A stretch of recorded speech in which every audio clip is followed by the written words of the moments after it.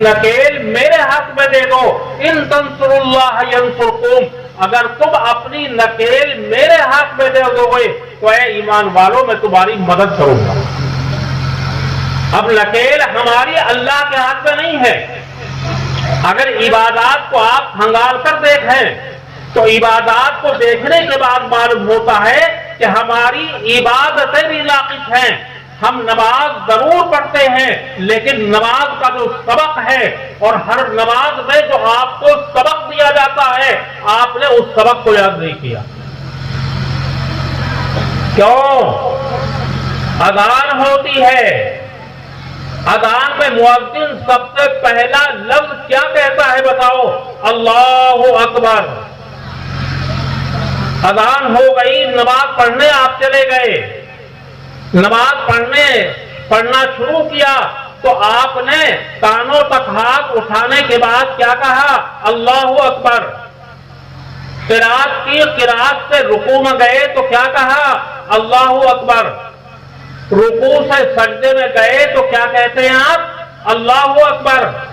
سجدے سے سر اٹھاتے ہیں تو کیا کہتے ہیں؟ اللہ اکبر۔ تو پوری نماز میں ایک ہی چیز کی رٹ لگوائی جا رہی ہے، کیا کی ہے وہ؟ اللہ اکبر۔ اللہ اکبر کے معنی کیا ہیں؟ آج بڑا افسوس ہوتا ہے کہ مسلمان پانچوں وقت جا کر اللہ اکبر کہہ رہے ہیں لیکن اللہ اکبر کے معنی اگر ان سے معلوم کیا جائے تو بتا نہیں سکتے۔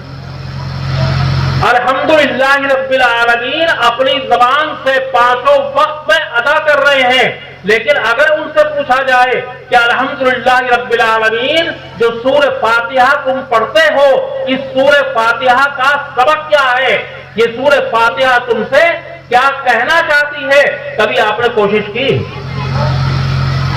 آپ کوشش کرتے اور آپ کو پتہ نہ چلتا؟ کتنی بڑی کوتاہی ہو رہی ہے۔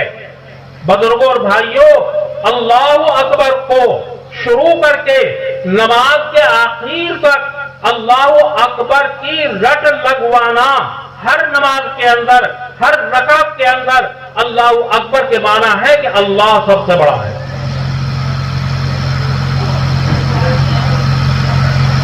اور اللہ اکبر کی رٹ لگوا کر ہر نماز کے اندر نماز پڑھوا کر اللہ تعالیٰ آپ کو یہ سبق دینا چاہتے ہیں کہ جب تم مسجد سے باہر چلے جاؤ تو مسجد سے باہر جانے کے بعد اپنے ہر معاملے میں اللہ کو سب سے بڑا مانو۔ یہی سبق لے کر تم مسجد سے جا رہے ہو۔ تو مسجد میں ہر نماز کے اندر ہم کو سبق پڑھایا جاتا ہے اللہ اکبر، اللہ سب سے بڑا ہے۔ یہ سبق کیوں پڑھایا جاتا ہے؟ اس لیے کہ ایک زندگی مسجد کے اندر کی ہے اور ایک زندگی مسجد سے باہر نکلنے کی ہے۔ جب آپ مسجد سے باہر نکلیں گے تو مسجد سے باہر نکلنے کے بعد اپنی دکان پر بیٹھیں گے، اپنے کھیت پر جائیں گے، اپنا کاروبار کریں گے، اپنی کھیتی باڑی کریں گے، خرید و فروخت کریں گے، بازار جائیں گے آپ اور مزدوری کریں گے۔ تو اللہ کا پیغام اور نماز کا پیغام یہ ہے کہ جب بھی مسجد سے نکلنے کے بعد کسی کام کے کرنے کے لیے بیٹھو تو وہاں پر اللہ کو سب سے بڑا مان کر کام کرو۔ کیا اللہ کو ہم نے سب سے بڑا مانا ہے؟ نماز تو ہم پڑھتے ہیں لیکن کیا نماز کا یہ سبق ہماری زندگیوں کے اندر داخل ہو گیا؟ اگر نماز کا یہ سبق ہماری زندگیوں کے اندر داخل نہیں ہوا تو یاد رکھو ہمیں نماز پڑھنے سے کوئی فائدہ نہیں ہوا، اس لیے کہ نماز کا سبق ہم نے یاد نہیں کیا، نماز کی حقیقت کو ہم نے بھلا دیا، اور جو ہماری نمازیں ہوئی ہیں وہ رسمی نمازیں ہیں، حقیقی اور ایمانی نمازیں نہیں۔ اگر حقیقی اور ایمانی نمازیں ہوتی تو آپ مسجد سے نکلنے کے بعد اگر کسی پرچون کی دکان کر رہے ہیں یا کوئی اور چیز کی دکان کر رہے ہیں اور آپ اپنی دکان پر جا کر بیٹھے اور کوئی سودا لینے آیا تو سودا دینے کے وقت میں آپ کو یہ فیصلہ کرنا چاہیے تھا کہ میں اللہ کو سب سے بڑا مان کر آیا ہوں، لہذا یہاں بیٹھ کر بھی اللہ کو سب سے بڑا مانوں گا۔ اور اللہ کو سب سے بڑا ماننے کا مطلب یہ ہے کہ جو آدمی جتنا سودا لے گا اور جتنی چیز لے گا میں اس کو پوری کی پوری تول کر دوں گا، ایک ذرہ بھی کم نہیں کروں گا۔ کیوں؟ اس لیے کہ میں اللہ کو سب سے بڑا مان کر آیا ہوں۔ نماز میں یہ سبق پڑھ کر آیا ہوں تو یہاں بھی اللہ سب سے بڑا ہے، اور اللہ کا حکم کیا ہے؟ وَيْلٌ لِّلْمُطَفِّفِينَ الَّذِينَ إِذَا اكْتَالُوا عَلَى النَّاسِ يَسْتَوْفُونَ وَإِذَا كَالُوهُمْ أَوْ وَّزَنُوهُمْ يُخْسِرُونَ۔ یہاں پر یہ سبق یاد کرنا چاہیے کہ ان لوگوں کے لیے ہلاکت ہے، بربادی ہے کہ جب لوگوں سے چیز لیتے ہیں تو پوری لیتے ہیں، اور جب دینے کا وقت آتا ہے تو کم تولتے ہیں۔ یہ سبق آپ کو اللہ اکبر کا یاد کرنا چاہیے تھا۔ جب آپ جنگل جائیں، خرید و فروخت کے بازار میں جائیں تو وہاں پر بھی آپ کو یہ سبق یاد کرنا چاہیے تھا۔ آپ اپنی بھینس کو بیچنے گئے تو اللہ کے رسول کا یہ سبق تھا، اور اللہ کا یہ سبق ہے کہ اگر تمہاری بھینس کے اندر کوئی عیب ہے، تمہاری بھینس کے اندر کوئی خرابی ہے، اگر خریدار آتا ہے تو اس کے خریدنے سے پہلے اس کے سامنے صاف صاف بیان کر دو کہ بھئی میری بھینس کے اندر یہ عیب ہے، میری بھینس کے اندر دودھ کی اتنی کمی ہے، پہلے بیان کرو اور اس کے بعد بیچو۔ کیا ہو رہا ہے آپ کو؟ وہاں پر کیا ہوتا ہے؟ بھینس کے اندر کمی ہوتی ہے، دودھ ہوتا ہے 4 کلو اور آپ بتاتے ہیں 10 کلو دے رہی ہے۔ یہ بات علیحدہ ہے کہ 10 کلو آپ نے اس کے باغ کے اندر 2-3 دن تک دودھ نہ نکال کر جمع کر دیا ہو، لیکن حقیقت میں جمع کیا ہوا؟ وہ دودھ اصلی دودھ نہیں ہوتا، بلکہ اصلی دودھ وہ ہوتا ہے جو اس ایک وقت میں دیا جائے۔ لیکن آپ کیا کہہ رہے ہیں وہاں پر؟ کہ میری بھینس کے نیچے 10 کلو دودھ ہے، اور ہے کتنا؟ اب بتاؤ مجھے، شیطان کو بڑا مانا اللہ کو بڑا مانا؟ شیطان کو مانا نا۔ اب جب شیطان کو بڑا مانو گے تو شیطان کے بڑے ماننے کے اثرات ہوں گے۔ آپ کسان ہیں، زمینیں جوتتے ہیں، ہل چلایا، ٹریکٹر چلایا، تو ہل چلانے والوں کے لیے اور ٹریکٹر چلانے والوں کے لیے اللہ کا پیغام یہ ہے، اللہ کے رسول کا پیغام یہ ہے کہ اگر کسی آدمی نے کسی کی ایک باری زمین کو کاٹ کر اپنے کھیت میں داخل کر لیا تو قیامت کے میدان میں 7 زمینوں کا ہار بنا کر اس کے گلے میں ڈالا جائے گا۔ کیا عمل ہو رہا ہے؟ شکایت کس بات کی؟ وہاں پر جب ٹریکٹر چلتا ہے، ہل چلتا ہے تو ہل والا یہ سوچتا ہے کہ ڈولے کے برابر میں اپنا ہل چلاؤں، پھالی چلاؤں، تاکہ ڈولے کی کچھ زمین کٹ کے میری زمین میں داخل ہو جائے۔ کتنی داخل ہوگی آخر؟ وہاں پر اللہ کے رسول کا پیغام یہ ہے کہ اگر ایک باری زمین بھی تم نے اپنی زمین میں کسی کی داخل کر لی ہے تو یاد رکھو قیامت کے دن 7 زمینوں کا ہار بنا کر تمہارے گلے میں ڈالا جائے گا، اور اللہ یہ بتائے گا کہ یہ وہ شخص ہے کہ جس نے فلاں ایک باری زمین کو اپنے کھیت کے اندر داخل کیا تھا یا اپنے گھر کے اندر داخل کیا۔ کہاں گیا اللہ کا پڑھا ہوا سبق؟ کہاں گیا؟ آپ غلہ لے جا رہے ہیں بیچنے کے اندر، بازار میں گیہوں لے جا رہے ہیں، گیہوں کو زیادہ کرنے کے لیے پانی چھڑک دیا یا کچھ اور چیز چھڑک دی تاکہ ان گیہوں میں زیادتی ہو جائے، کیا بیچ رہے ہو آخر؟ حدیث میں تو اللہ کے رسول صلی اللہ علیہ وسلم نے یہ فرمایا کہ جو چیز ہے اصلی اسی کو بیچو، کھجور کو کھجور کے بدلے میں بیچو، برابر برابر بالکل، ایک طرف زیادتی اور کمی کے ساتھ بیچنا جائز نہیں ہے۔ کیا ہو رہا ہے آپ کو؟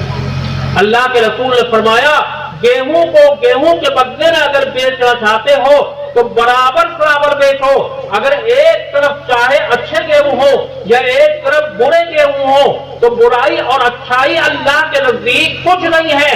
اگر برابر بیچو گے تو بیچنا جائز ہوگا. اور اگر آپ نے کبھی اور زیادتی کے ساتھ بیچا, 1 کوئنٹل اچھے گیہوں دے دیے اور 2 کوئنٹل برے گیہوں دے دیے, تو یہ بالکل حرام ہے. قطعاً اس کی شریعت سے گنجائش نہیں. دوستوں اور بزرگوں, اللہ اکبر کا سبق یاد کر رہے ہو نہیں؟ نماز میں کیا پڑھ رہے ہو سبق؟ اللہ اکبر, اللہ سب سے بڑا ہے. جب ہمارے نکاح اور شادیوں کا وقت آتا ہے اور لڑکی والا اپنی لڑکی کا نکاح کرنے کے لیے یا منگنی کرنے کے لیے اپنے رشتہ داروں کو بلاتا ہے, اپنے بھائی بندوں کو جمع کرتا ہے اور اس سے یہ کہتا ہے کہ بھائی میں اپنی لڑکی کا فلاں جگہ رشتہ کر رہا ہوں, فلاں جگہ منگنی کر رہا ہوں, میرے ساتھ چلو. اس وقت جو معاملات طے ہو رہے ہیں آج کے زمانے میں اور آج کے دور میں جو باتیں طے کی جا رہی ہیں, میں دعوے کے ساتھ کہتا ہوں ان باتوں کا اسلام سے اور شریعت سے کوئی تعلق نہیں. وہاں پر اللہ کو سب سے بڑا ماننا چاہیے. آپ مسلمان ہیں, جب آپ نے اپنی نکیر اللہ کے ہاتھ میں دے دی ہے تو منگنی کرنے کے وقت باپ, لڑکی کا باپ یا لڑکے کا باپ اپنی برادری کو بلا کر بباغے دہن یہ بات کہے کہ دیکھو میں تو اپنی بیٹی کی شادی اس طرح کروں گا جس طرح کے جناب رسول اللہ صلی اللہ علیہ وسلم نے اپنی بیٹی حضرت فاطمہ کی شادی کی تھی. میں اپنی لڑکے کی شادی اس طرح کروں گا جس طرح ابو بکر صدیق نے اپنے لڑکے کی شادی کی تھی. وہاں پر یہ کہنا چاہیے تھا. کیا کوئی کہتا ہے؟ کیا کہا جا رہا ہے کہ منگنی میں کتنے جوڑے جائیں گے, منگنی میں کتنے آدمی جائیں گے, رشتہ دینے کے لیے کیا کیا چیز لے جانی پڑے گی, کتنے لڈو لے جانے پڑیں گے اور کتنا سامان لے جانا پڑے گا, کتنے زیورات لے جانے پڑیں گے. بھائی فلاں ہماری برادری میں تو یہ قانون چلتا ہے, ہمارے خاندان میں تو یہ رسم ہوتی چلی آئی ہے.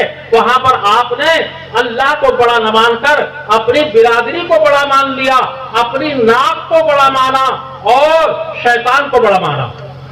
نتیجہ کیا ہوا؟ نتیجہ یہ ہوا کہ ان شادیوں میں نہ برکت ہو رہی ہے, نہ اللہ کی طرف سے رحمتوں کا نزول ہو رہا ہے, لیکن تمام کی تمام شادیاں ہمارے لیے کیا بن رہی ہیں؟ میں آپ سے پوچھتا ہوں کہ لڑکی کی شادی کے وقت میں مڈھے کی دعوت کرنا یا لڑکے کی شادی کی صورت میں مڈھے کے لیے لوگوں کو بلانا, یہ مڈھا کس کی رسم ہے؟ جہاں سے ہم نکل کر آئے تھے اندازہ یہ ہے کہ ابھی ہم وہی کی سیر کر رہے ہیں. ہم نے اسلام کو سمجھا نہیں ہے, ہم نے اسلام کی حقیقت کو نہیں پہچانا. یہ مڈھا ہماری کوئی رسم نہیں ہے, اسلام کا کوئی طریقہ نہیں ہے, اور یہ لفظ بھی دوسروں ہی کا ہے جو آج ہم بھی استعمال کر رہے ہیں. کیا ہے مڈھا؟ کیا ہوتا ہے یہ منگنی؟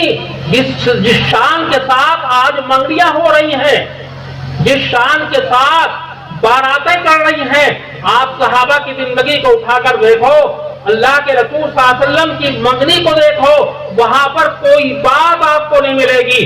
اس کا مطلب یہ ہوا کہ آج شادیوں میں جو کچھ ہو رہا ہے, چاہے وہ مڈھے کا معاملہ ہو یا ولیمے کا معاملہ ہو, آپ کہیں گے کہ ولیمہ تو سنت ہے, آپ کیا کہہ رہے ہو؟ ولیمے کے بارے میں جناب رسول اللہ صلی اللہ علیہ وسلم کی بات سن لیجیے, پھر آپ کو اپنے ولیموں کی حقیقت معلوم ہو جائے گی. جناب رسول اللہ صلی اللہ علیہ وسلم نے فرمایا سب سے بدترین وہ ولیمہ ہے کہ جس میں غریبوں کو دعوت نہ دی جائے.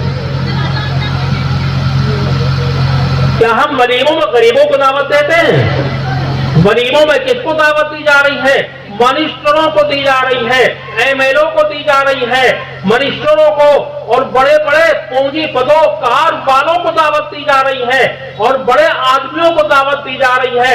اگر کوئی غریب لڑکا آپ کے دروازے پر کھڑا ہو جاتا ہے تو آپ کے ہاتھ میں ڈنڈی ہوتی ہے اور اس پہ ڈنڈی ماری جاتی ہے. معلوم ہوا کہ ولیمہ سنت کی ادائیگی کے لیے نہیں کیا جا رہا، بلکہ ولیمہ اپنی ناک کو اونچا کرنے کے لیے کیا جا رہا ہے، اپنے آپ کو بڑا کہلوانے کے لیے کیا جا رہا ہے۔ لہذا جو آج کا ولیمہ ہے، میں اس ولیموں کو سنت کی ادائیگی نہیں کرتا، وہ ولیمہ اپنی ناک کی بڑائی کے لیے ہے۔ آخر کہاں جا رہے ہیں؟ حالات کو بدلنا پڑے گا، حالات کو ہمیں زندگی کی پوری لکیر اللہ کے ہاتھ میں دینی پڑے گی۔ آپ بارات لے جا رہے ہیں، بارات میں بڑی آؤ بھگت ہوتی ہے، بارات لے جانے میں بڑے بڑے لوگ